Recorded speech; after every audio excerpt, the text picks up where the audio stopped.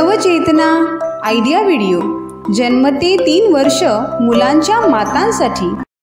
नमस्कार, आजच्या मीटिंगमध्ये सर्व मातांचे खूप खूप स्वागत आहे। मागील आठवड्याच्या मीटिंगची सुरुवात आपण एका मजेदार खेळाने केली होती। दिलेल्या खेळांतून मूल आपल्या हाताचा योग्य वापर करून लेखनाची पूर्वतयारी करण्यास कसे शिकते हे पाहिले। सोबतच मुलांच्या पोटातील जंतांचा संसर्ग थांबवण्यासाठी माहितीपर व्हिडिओ आपण पाहिलात। तुम्ही या व्हिडिओमध्ये दिलेली माहिती समजून घेतली असेल, तसेच मुलांसोबत दाखवलेले खेळ तुम्ही खेळून घेतले असतील। चला तर तुम्हाला आलेला अनुभव सर्वांना सांगा। आपले अनुभव सांगेपर्यंत व्हिडिओ इथे पॉज करूया। चला आता पुढची क्रियाकृती करूया, जिचे नाव आहे मिळून काही करूया। या आठवड्याचा मजेदार खेळ खेळूया, ज्याचे नाव आहे विमान उडविणे। सर्व मातांनी एका ओळीत उभे राहा। आता सर्व मातांना एक एक कागद द्या आणि त्यांना त्याचे विमान बनवण्यास सांगा। ज्या मातेला मदतीची गरज असेल तिला मदत करा। आता सर्व मातांना ठरवलेल्या रेषेच्या पार विमान उडवायचे आहे। ज्या मातेचे विमान रेषा पार करेल ती विजेता असेल।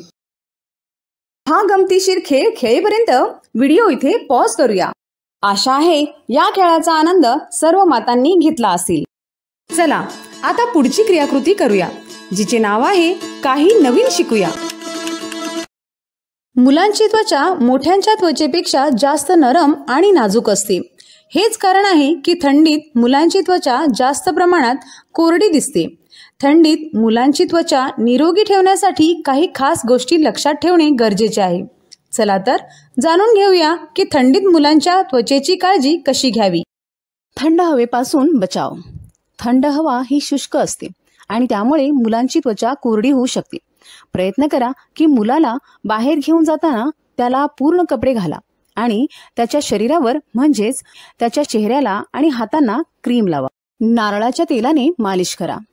नारळाचे तेल हे मुलांची त्वचा आणि थंड हवा यांच्यात सुरक्षेचे काम करते। दुपारच्या वेळेत मुलाला तेल लावून थोड्या वेळासाठी अंगात तेल मुरण्यासाठी त्याला उन्हात बसवा। पुरेसे पाणी प्या। थंडीच्या दिवसात मुले शक्यतो पाणी पिणे टाळतात, ज्यामुळे त्यांचे ओठ सुकायला सुरुवात होते। यापासून वाचण्यासाठी मुलांना पुरेसे पाणी जरूर पाजा। मुलाला अंघोळीऐवजी स्वच्छ कपड्याने पुसून घ्या। थंडीत दररोज मुलांना आंघोळ घालणे थोडे अवघड जाते, त्यामुळे कोमट पाण्यात डेटॉल टाकून स्वच्छ कपडा ओला करून मुलाला पुसून घ्या। मुलाला पुसून झाल्यावर त्याला चांगल्या प्रकारे तयार करा। मुलाला पुसताना घराचा दरवाजा बंद ठेवा, जेणेकरून थंड हवा मुलाला लागणार नाही। वरील माहिती समजून घेईपर्यंत व्हिडिओ इथे पॉज करूया। या माहितीचा फायदा तुम्हाला कसा होऊ शकतो सर्व माता आळीपाळीने सांगतील। चला आता पुढची क्रियाकृती करूया, जिचे नाव आहे घरी जाऊन मुलांसोबत करा। दाखवलेल्या खेळांतून मुलांच्या मोठ्या मांसपेशी मजबूत होतात, सोबतच त्यांचा योग्य पद्धतीने सामाजिक आणि भावनिक विकास होण्यास मदत होते। घरातील कोणतीही व्यक्ती जसे भाऊ किंवा बहीण गाणी लावून मुलाच्या उजवीकडे आणि डावीकडे फिरून नाचतील।